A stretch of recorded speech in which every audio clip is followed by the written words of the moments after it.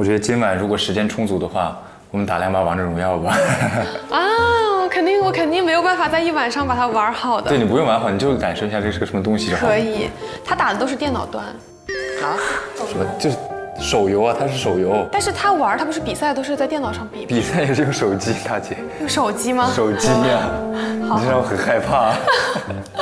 好，还好问了一个嘴这个问题。那等一下带我玩2把，但是前提是我们先花半个小时，你带我了解一下那些英雄什么的，肯定是没有办法完全了解全的。没关系。好，我之前好像跟他是打过游戏的。你跟 Fly 打过游戏？哇塞！因为我们有一个特别爱打游戏的工友。啊？对。是你吗？是你吗？是我吗？那你可不可以问一下他那个工友？那个工友他就可能没办法联系他了，因为他可能某一天会在这观察我们。哦，我知道是谁了。原来是你，小哥。这好几堵墙都被打破了。没任何墙了，这好。哦，我知道是谁了。OK， 那别讲了。好的。OK， 我先给刘玲打个电话。好。韵玲，就是你可以想一些，特别想了解他的，然后我们1点半的时候给他的好朋友，他打个电话。谁？她叫灵儿，她是现在 KPL 的当家女主持。哦，你看人脉可以啊，好几次都是他找采访嘉宾。是。嗨，姐。就是我们明天就要去跟 Fly 见面了，然后这次应该是我的搭档去采访他，然后他现在也在我的旁边。Hello。好，哎姐，就是你对 Fly 印象最深刻的点是什么？他那时候有发个微博，我觉得这个微博你们是要提到的。哪个微博？就是从 B 组开始打才有意思。从 B B 组那是B 组应该是 T。B 组他没听明白。B 组就是那个，完了，这些对于韵玲来说，可能就是那个时候外部的舆论啊，包括教练组啊，对于 Fly 是有一些质疑的声音的，就是觉得他可能不适配于当前那个版本。对，版本也很重要。是要围绕着射手跟打野去建立体系的。我们评价一个对抗路是战坦双修，其实他最早的时候还是这种站边切 C 的能力，但这种很无奈。所以他那时候就是一直在练习坦边的国服，然后也用这个坦边去上巅峰赛什么的。天哪，我真觉得他很不容易。韵玲现在这个表情跟上高速似的，韵玲都是乱码。想想还有什么要问的，趁现在姐在，赶紧抓紧问。那他是不是最近他们这个 RW 啥是不是刚输了就没有办法继续夏季联赛了？对，但他还可以打年总嘛。那姐，他跟他哪个队友最有这种故事？他之前跟九尾一起组队去爬山。九尾是九尾是一个就九个尾巴的那个九尾，就是九尾。对。除了他本人，我们想就是再聊一聊关于整个电竞这个行业。出乎了电竞圈，参加各种各样的活动。他之前还说过一句话，感觉他在燃烧。我觉得这个就是他觉得自己的身段的一种回馈，然后包括后面真正转会之后里面有幽默的一面。还有什么？快速速。你看，其实他都找不到什么想问的，咋追问？他没有一个信息是知道的。他没听明白。哎呦，这个真的贼子太，这个领域跟其他领域不一样，这不懂就是一点儿都不懂。这其实挺难在1天之内了解这么多。最主要是搭档完全了解。是。姐，你有没有什么想跟我们继续补充一些的？希望投资还别丢脸啊！别在节目里整个倒数第一啥的。我现在一直倒数第一，姐。啊！真的。拜拜了，就这样吧，拜拜。子泰会等来他的高光时刻的，迟早的事儿。我要红温了呀！好好准备吧，好好准备，好，拜拜，拜拜。哦，可以。我们现在要不回去各自准备一下，看看有什么点可以再补充，然后我们到了晚上我们再继续沟通。可以。好，走。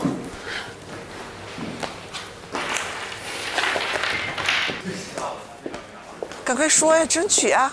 急死我了！哎呦，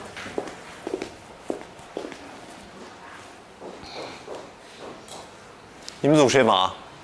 我来了。你来访？啊，你来访啊？对，他是强大的技术支援。就是强大的内容策划。这是你的高光的项目，子泰。他打的都是电脑端，但是手游 B 组那是B 组应该是 T。天哪，我真觉得他很不容易。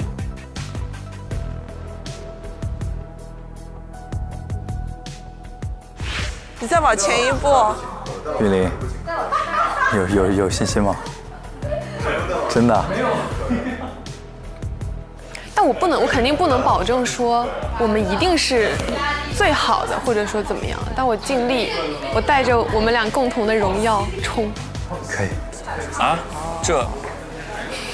你看起来心里很没底的样子。你能再多说一句吗，子泰？这样吧，我现在看一些就是我自己要准备的东西，然后如果你有时间的话，你就研究一下这个游戏的东西。我们晚上1对1授课一下。OK。好。你知道我现在觉得像是什么？你知道吗？就是球已经在你脚下了，人已经在禁区了，不射门，非要给别人传球。这悲剧。哎，说一句能怎么样嘛？隆重有请王者历史最强选手唯一一个达成王者荣耀春季赛、秋季赛、冠军杯国际赛、冬季冠军杯、世界冠军杯及各大赛事冠军和 FNP 超级大满贯。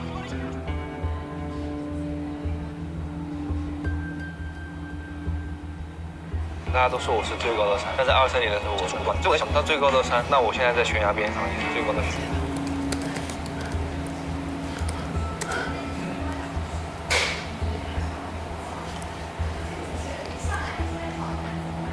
他一直在做心理斗争，你看他的眼神，他在做心理斗争。如果他不想争取，他不会有委屈的表情和那种纠结、担心的那种表情。他每次都在嘴边了，然后就不说出来。咱全体集体着急，这是第一回吧？这是第一赛。全天梯第一。就是他们会相当于排位赛，就是排位赛，天梯排位赛。哦。我们来模拟一下好不好？假如说你现在是 Fly， 可以啊，来吧。游戏一旦开始就没有再回头，这个观念是你在15岁的时候就已经想清楚的吗？还是在你25岁的时候，通过这10年的经历你悟出来的道理？我觉得是悟出来的道理，因为所有人就像游戏开局的时候都是忐忑的。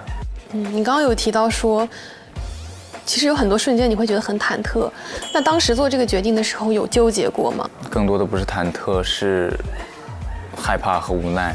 来到上海是更好的选择。你抱着一种我已经没有什么可失去的心态来迈出的这一步，还是会很纠结的，因为毕竟奶奶还在嘛。那你还记不记得第一次来上海的时候是什么样的一个情景？我觉得上海非常的繁华。我刚刚就是有一个点啊，就比如说他在提到说他奶奶什么什么那个的时候，然后我那时候其实很想问他当下的一些事儿，但我后面一想到我的大纲是我要按着时间线去问，我不能现在去问他当下的一些事儿，我又强行把自己拉回到那个点。其实也不用完全按大纲，就你觉得当时就想问，那就问了，那就问，然后问完可能过1、2个，我再适当的把它拉回来。对，你再慢慢拉就行，不用完全按照提纲。好，那我来问一下其他的问题。没记错的话，你应该是15年来的上海。对。为什么不选择留在重庆？重庆是我的故乡，但我的故乡可能并不是特别的完美的童年，加上我要给自己谋一个出路，可能只能来上海务工，来给自己找一个事干。而且我父亲也在上海，然后我觉得来找他我会安心。你说你吗？没有，我俩在模拟。哦。刚刚的回答仅代表我个人的遐想和臆想，不代表 Fly 的回答。OK。嗨，朗子，过来，给我一些新维度的思考。好的，我超爱打王者荣耀。你会想知道他对于当下一个热点话题的看法吗？我如果做一个游戏玩家，我会想知道他为什么会选择玩那几个英雄。对。我想了解他是怎么成为一个电竞选手的。刚成为公众人物的时候，他会觉得拘谨吗？磨合这个配合什么的，对，跟队友的配合、磨合以及训练这方面的原因。是的。哇哦，朗子又给我们提供了一个新思路。太棒了，朗子。我觉得，嗨，你打王者荣耀吗？不打，从来不打。所以我如果拿到那个选题，我就是带。那假如说你要采访一个电竞选手，你会问他什么问题？我的问题是电竞选手，就是的女朋友都很好看吗？这个问题不太好问，我们已经。嗨，王玉。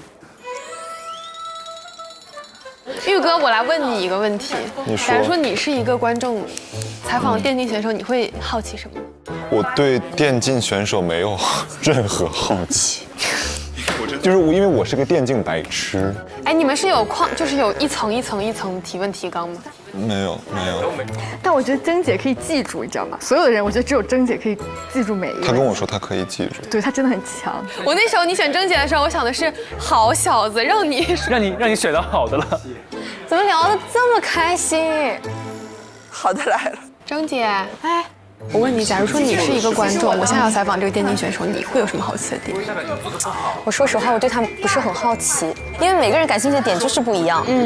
呀，你开研究小会不叫我俩？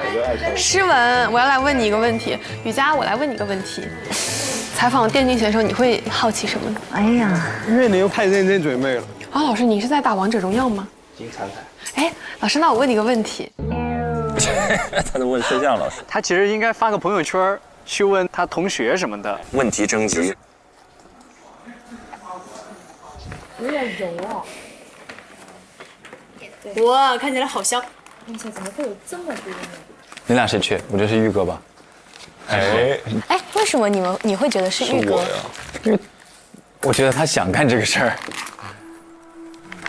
哎，不行，大家越说我就越那个啥，怎么办？所以是庞征去吗？对啊。啊，那也可以。我拿着筷子来了。但我们在商量的过程当中，我其实感觉到他是很想去的。没有，我就觉得你比我合适一点。我纠结只是自我纠结。如果我想去的话，我跟你说的。是的，没关系。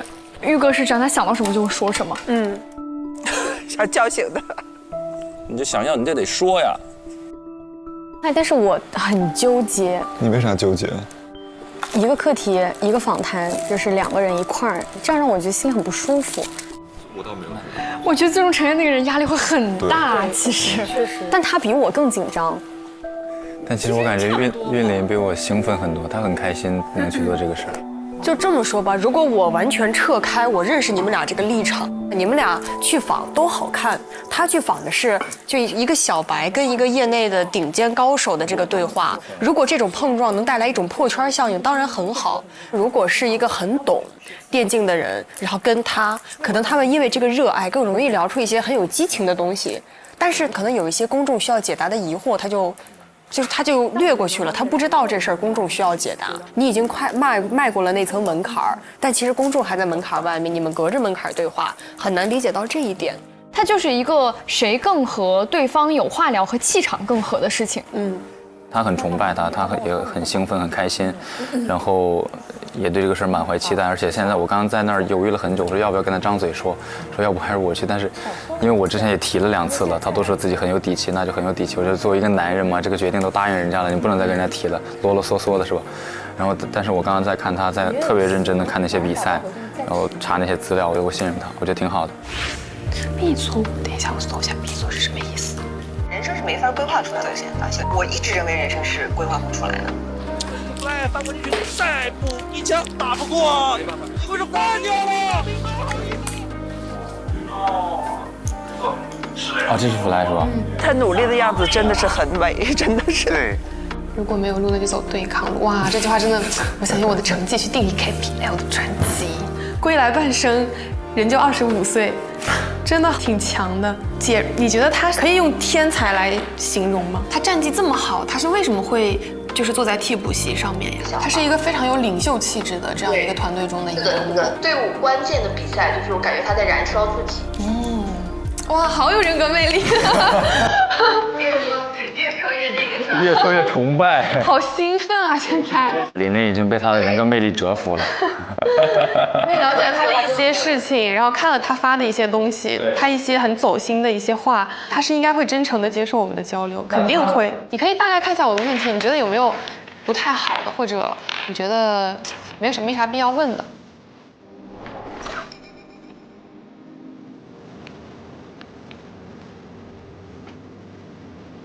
哇，你准备蛮多的呀。我是把我想到的几个层面全部都先列出来，然后跟你盘一下。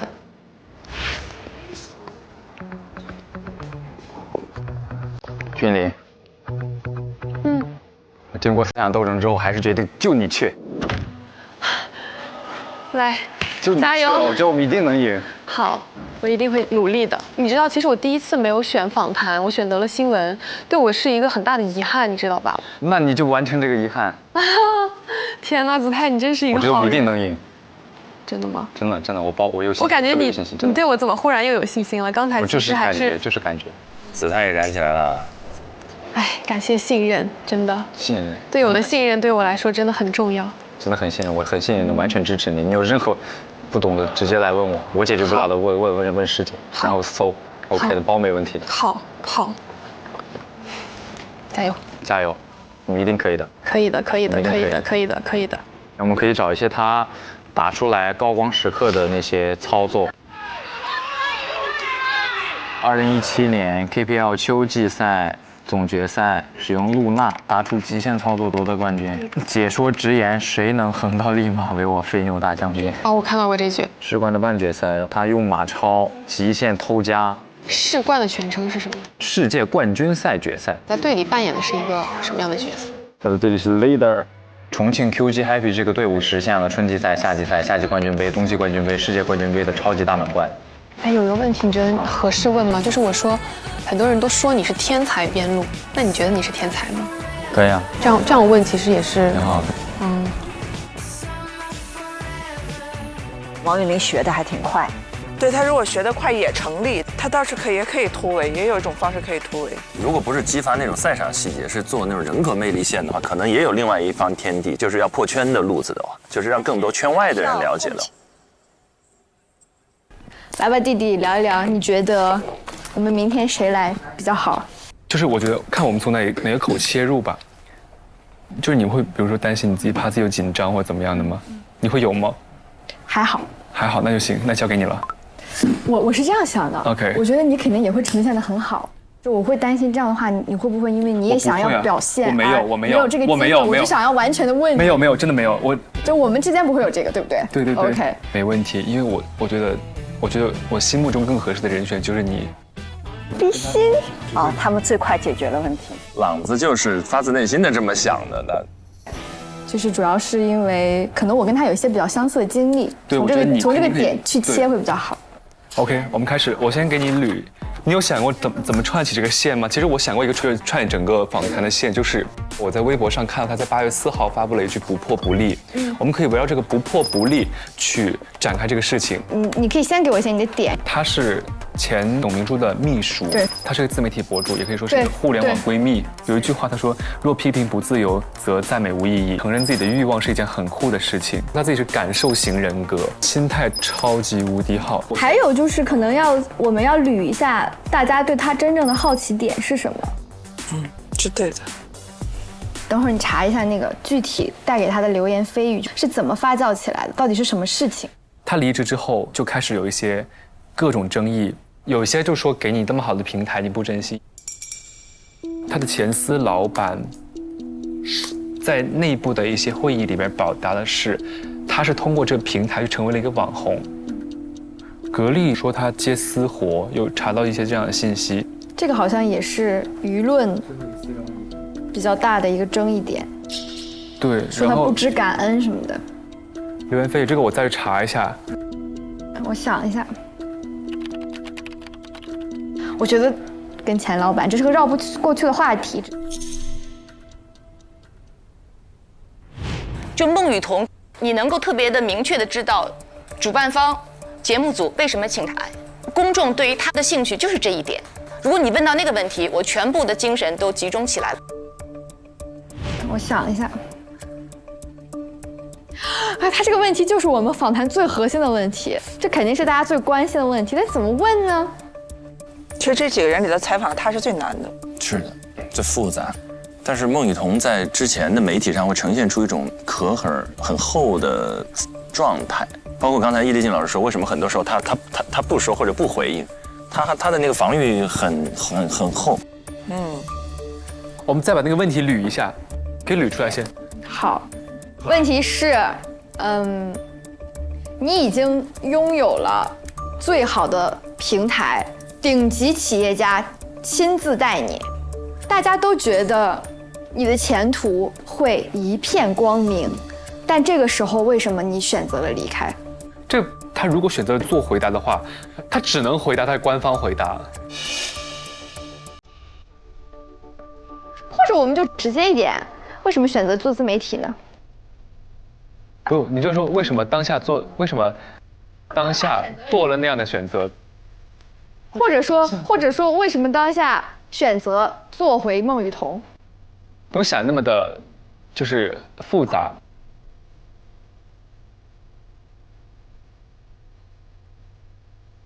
这样问他说，如果再给你一次机会，回到你进入格力之前，你会选择进入格力吗？那么再给你一次回到过去的机会，你会选择把自己曝光在所有人的目光之下吗？这是一个好问题，但是他也不是问他这个的。他什么意思啊？这句话？他的意思是，他没有直面他跟钱老板的关系。他刚才好像他要从这往里走，对，这是一个切入口，这是非常好的切入口。我们没有办法掩饰这个问题，因为你就是要直接的问，你才能得到你直接的，你都不一定能得到你直接的回答，你更别提你这样绕着问。我只是觉得直接问这个肯定直接问不了。是啊，肯定呀。直接问不又回到那天了？杀我一个就行了。对。哎，我们再想想。有一种可能就是我们这个访谈直到冰点，当然有一丝可能，就说啊，他真的正面回答了你的问题，哇，那你这个爆了。我想想，怎么击穿这个事儿呀？难。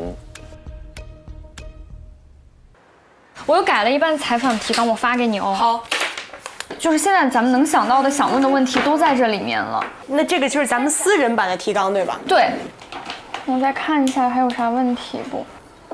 你有没有想好穿什么？其实我觉得明天我们要穿的稍微接地气一点，因为他本来就是个接地气的人。我们跟他沟通啊、相处啊，我现在有一个这样的想法啊，你觉得我们两个人谁会更适合去采访他？哎呦，终于开始真问题，终于到这儿了。问题终于来了，就是光单拎说采访他当时的那个气场和交流感，你会觉得我们谁更合适？我觉得雨佳合适一些，他本来就是陕北人，有一种天然的亲近感。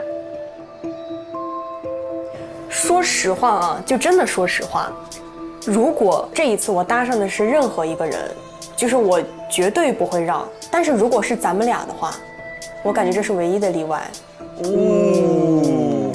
本来是想打一轮对辩的，怎么发现是自己辩友？这是暗自可以下。